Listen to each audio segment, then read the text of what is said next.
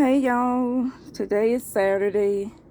It's a nice, cool, crisp, windy day. Uh, but I think it's a good day, at least for me, to be out here working in the yard because I don't like to really work out here when it's too hot. So it's looking like it's going to rain, but I don't think rain's in the forecast today. But we got a good rain last night. So the ground is good and moist. And so I just want to show you what I'm going to be doing today. Part of what I'm going to be doing is doing some weeding.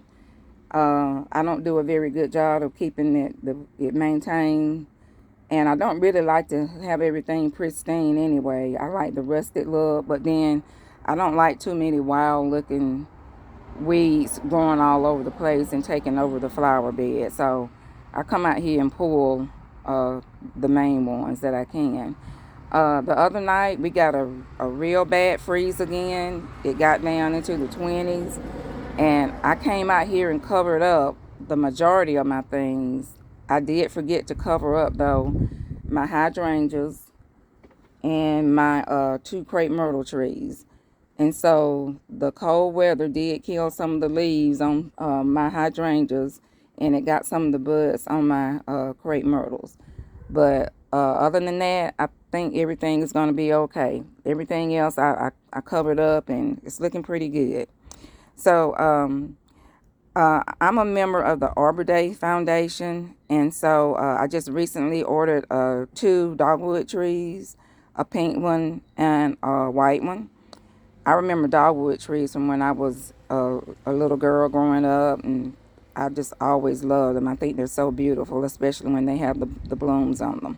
So anyway, I ordered those two when they came yesterday, and I had forgotten that you have to soak them at least 3 to 6 hours before you plant them. So I came out here this morning prepared to go ahead and get them planted so I can get them out of the way because I think that's going to be the hardest part of my day. So, but I have other stuff I can do while those trees are soaking, and I'm actually only going to soak them for maybe about 3 hours. So maybe around 1 o'clock, they should be ready for me to put them in the ground because I don't want to be out here all day, and I've got things in the house I need to do. So let me just show you a little bit of what I'm planning on doing. You know, I was out here the other day doing some more inspection, and I discovered that a critter, probably an armadillo, has gotten into some of my pots and even into some of my in-ground plants and dug some of them up. And of course, I am not happy about that. I think it dug up some of my bulbs that I have in some of these pots, and I know that it dug up one of my tulips down there on the end, but I don't really mind about that tulip because it's one of those little ones that I bought from Walmart that was in a little pot, and it never bloomed and it's dying. And my other three, they don't look like they're dying, but they still haven't bloomed. I usually have nothing but high praises for Walmart, but I would have to say this time they disappointed me on their tulips. They had a lot of pretty ones, big ones that were blooming, but they say that really you should buy the plants that don't have full blooms. Try to get the ones that have a lot of buds on them. And so when I bought these little tulips, they didn't have any buds on them. And so I'm thinking, oh, they're going to flower and they're going to be so pretty. But anyway, enough of that. I do want to show you my clematises. I've got three of them. I had four, but one died a couple of years ago. And they are looking really, really good. I've got one down there on the end that I actually planted from a root. And it's doing pretty good. It had one little flower to come on it last year. It wasn't that pretty, but I was surprised it bloomed. So let me just show you right quick before I show you what I'm going to be working on here today. This is one of my clematises. See how it's climbing up that trellis right there. It's just growing away. And then I've got another one right back here that's growing really well. I can't remember exactly which is which color. I've got one that's white and pink. I think I have a purple one And the other one down there on the end, I think is like a magenta color. So see how well those are growing and just climbing away. And then that's my Gaura. I don't know if I'm saying that right. Gaura. That's back there in the back. I've got two of these. That's one right there. I can't remember the name of what that is beside it. But it gets like little pink flowers on it. And I've got another one down there on the end that's behind my hydrangea bush that I need to move, because that hydrangea bush gets so big and you can't see it. And so here's my other Gaura right here, right there. And look at my snowdrops now. They're fading, but they were so pretty.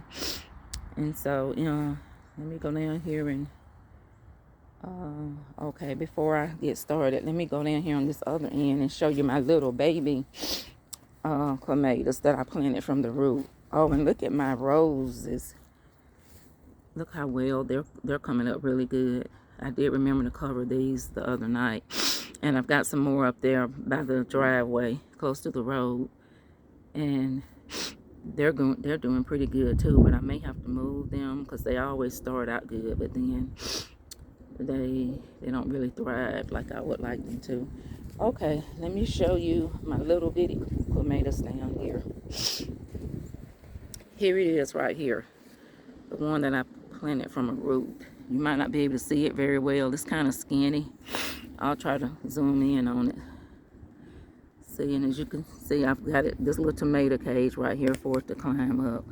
See, there's a bulb, not a bulb, a bloom right there. This, see if I can get a good look at it. That's climbing up that trellis. It's hard for me to get a good shot of this little thing.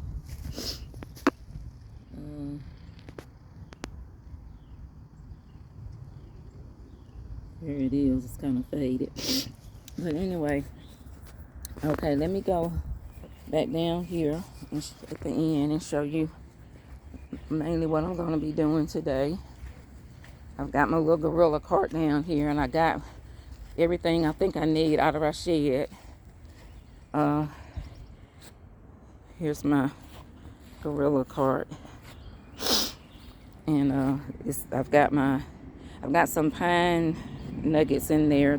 I just leave them sitting over in there when I put the gorilla cart up. And so anyway, I'm gonna use those today when I plant my 2 dogwoods. And you see I've got my potting mix. I was reading a news article this week about the difference between potting mix and potting soil. I always wondered what the difference was, and I posted that article on my Facebook page. I can't explain to you what the difference is, but I just thought it was interesting, so I thought I'd share that with you. And you can see I've got my rake here. I've got my shovel. I've got my little, I don't know what it's called, my little thing that I use. I use this mainly when I'm potting my flowers and, digging up soil to put in them. And I've got this is a little weeder right here, this little Craftsman thing here that I bought this a few years ago, I think from Home Depot. It's good for pulling up weeds. So I'm gonna be trying to do a lot of weeding today. And then of course, here are my things here that I'm gonna be working with mainly today. These 2 pots right here on the end, what I'm planning on doing, I was hoping that the plants in these will come back, and one of them is a type fern. I can't remember the other one, and I don't know if they're going to come back or not. But what I'm going to do, I'm just going to dump these out of these pots and take them over there and put them on a tree stump or something over there on the side edge of the yard and see what they do. And if they come back and start growing, I can always get them and put them back over here in pots or either in the ground. So what I'm going to do is put some succulents in these. I saw a display in Home Depot recently where they had like tall kind of succulent in the middle of pots, and then they had little bitty ones surrounding it. So here are the succulents right here.